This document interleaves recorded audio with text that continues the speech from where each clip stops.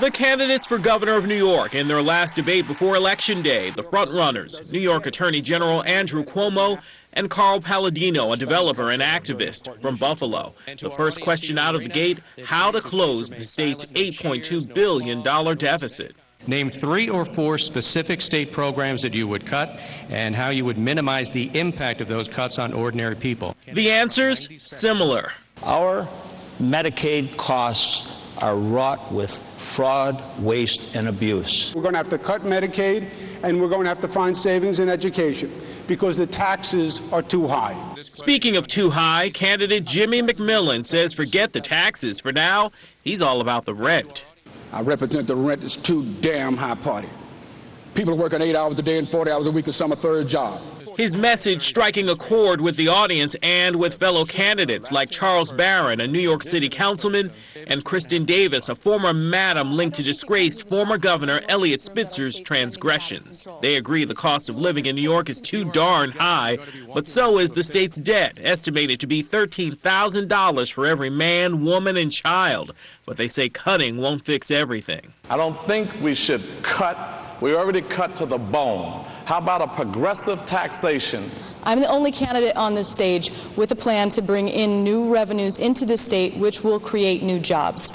The legalization of marijuana would bring in $1.5 billion in new tax revenue. It's been a whirlwind campaign season, with Carl Palladino enjoying an early lead over Cuomo, only to start bleeding support in the final weeks before the election. Palladino's comments on the campaign trail were sometimes received as homophobic, and at times he appeared to be angry and abrasive. Cuomo has mostly sat back and watched.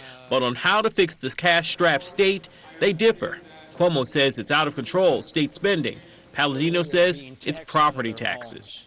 Our youth are being driven out of the state because they can't raise their families with these property taxes. We are number 1 in spending in Medicaid. We're number 1 in spending in education and number 40 in terms of performance.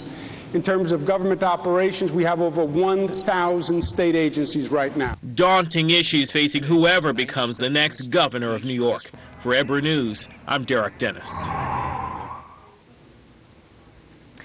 In some states, polls have already closed and numbers are starting to come in. Just moments ago, you heard Rand Paul making his acceptance speech in the state of Kentucky for the Senate seat. Let's go now to some other Senate races. We can check in with Florida.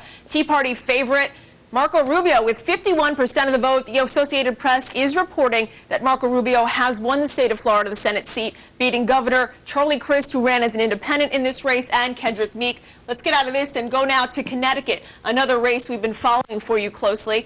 Richard Blumenthal, the state's attorney general, with 53% of the vote, Democrat, is in the lead against Linda McMahon, the Republican, the former chief executive of World Wrestling Entertainment. Looks like he is on track to win the state of Connecticut. Let's check in now with Arkansas, another state we've been following for you. The Associated Press has now called this for John Boozman, the Republican, beating longtime incumbent Blanche Lincoln, 58% to 37%. The Associated Press has already called that for Boozman. Turning now to the state of Pennsylvania, where Kyle Schmoyer has been giving us updates throughout the night. We have Joe Sestak now, the Democrat, with 60% of the vote. This is a very important state for the Democrats. We have Republican Pat Toomey with 40% of the vote. So those are just some of the states we're following. As we mentioned, Kentucky has already been called for Tea Party favorite Rand Paul. We'll have much more on these stories and more coming up on America Votes 2010.